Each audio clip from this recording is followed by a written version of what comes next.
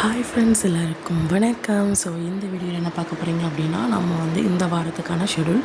So கொஞ்சம் late ஆனதுக்கான reason என்னது அப்படின்னா, குழந்தைங்களுக்கு லீவ் விட ஆரம்பிச்சிட்டு, ஸோ அதனால் படிக்க முடியல சுத்தமாக. ஸோ கொஞ்சம் கொஞ்சமாக கொடுத்துக்கலாம் அப்படின்னு சொல்லி தான் பிளான் போட்டேன். ஸோ போன வாரமே நான் சொல்லியிருப்பேன், மண்டேவும் டியூஸ்டேவும் வந்து போன மாதத்துக்குள்ளது, அதாவது போன மாதத்துக்குள்ளே என்னது மார்ச் மாதத்துக்குள்ளது இல்லைங்களா.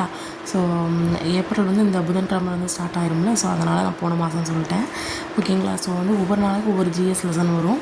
ஸோ இந்திய பொருளாதாரம் விடுதலைக்கு முன்னரும் பின்னரும், ஓகேங்களா. ஸோ இது வந்து ஒன் டே, ஓகேங்களா. ஸோ லீவ் விட்டாங்க, படிக்க முடியாது. ஸோ படிக்க முடியல அப்படிங்கிற ஒரு டென்ஷன் வரும். ஸோ அதுக்காக நான் வந்து கொஞ்சம் கம்மி பண்ணியிருக்கேன், ஓகேங்களா. ஸோ ஏன்னா என்னால் பையனை வச்சுட்டு சுத்தமாக முடியாது, ரொம்ப வாழ்த்தனம் பண்ணுவாங்க, ஓகேங்களா. ஸோ டியூஸ்டே பார்த்தீங்க அப்படின்னா இந்தியாவின் மேம்பாடு அனுபவம், ஓகேங்களா.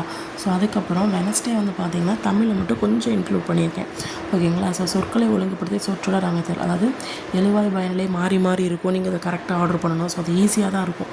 ஸோ அதனால தான் நான் கொடுத்துருக்கேன். ஸோ அதுக்கப்புறம் இந்திய அரசியலமைப்பு 10th ஸ்டாண்டர்டு, ஓகேங்களா. சார் வந்து இந்திய அரசியலமைப்பு வந்து 10th மட்டும்தான் கொடுத்துருக்காங்க. நீ 10th படிக்கலாம் தான் படிக்கலாம், இல்லை 6th 12th சேர்ந்து படிக்கலாம் படிச்சுக்கலாம், ஓகேங்களா. ஸோ அதுக்கப்புறம் டியூஸ்டே வந்து பார்த்திங்கன்னா சொற்களை ஒழுங்குபடுத்தி சொற்றொடர் அமைத்தல், இதுவும் அதே 2 days கொடுத்துருக்கேன்.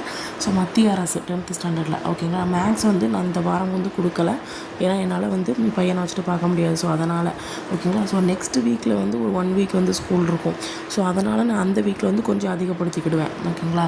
ஸோ அதுக்கப்புறம் ஃப்ரைடே வந்து பார்த்திங்க அப்படின்னா வேற்றுமை, முதலாம் வேற்றுமை, 2ஆம் வேற்றுமை, 3ஆம் வேற்றுமை இருக்குல்ல, 7 8 வேற்றுமை இருக்குல்ல, அந்த வேற்றுமை இதை தான் யூனிட் 3ல் தான் நம்ம வந்து பார்த்துட்ருக்கோம்.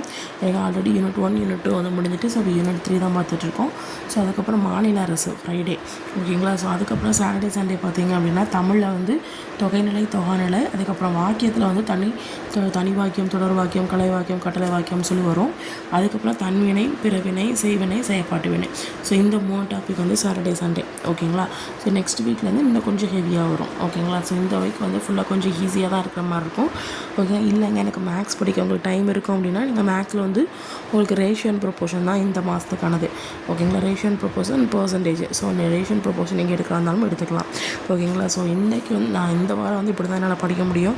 ஸோ ஈஸியாக என்ன தான் நான் கொடுத்துருக்கேன், ஏன்னா என்னால் படிக்க முடியாது குழந்தைய வச்சுட்டு. ஸோ அதனால், ஓகேங்களா. வீட்டில் இருப்பாங்க, காலையிலேருந்து சாயங்காலம் வரைக்கும் டைம் ஸ்பெண்டிங் ஃபுல்லாக அவங்க கூட தான் பண்ண முடியும், ஓகேங்களா. ஸோ சுத்தமாக நோட் எடுக்க விட மாட்டாங்க, புக் எடுக்க விட மாட்டாங்க, அப்படியே எடுத்தாலும் கிழிச்சு போட்டுருவாங்க. அதனால் அவங்க முன்னாடி நோட்டு எடுக்கிறதே கிடையாது, ஓகேங்களா. ஸோ அப்போ இதுதான் பிளானிங். ஸோ இதை ஃபாலோ பண்ணிக்கோங்க, ஓகேங்களா.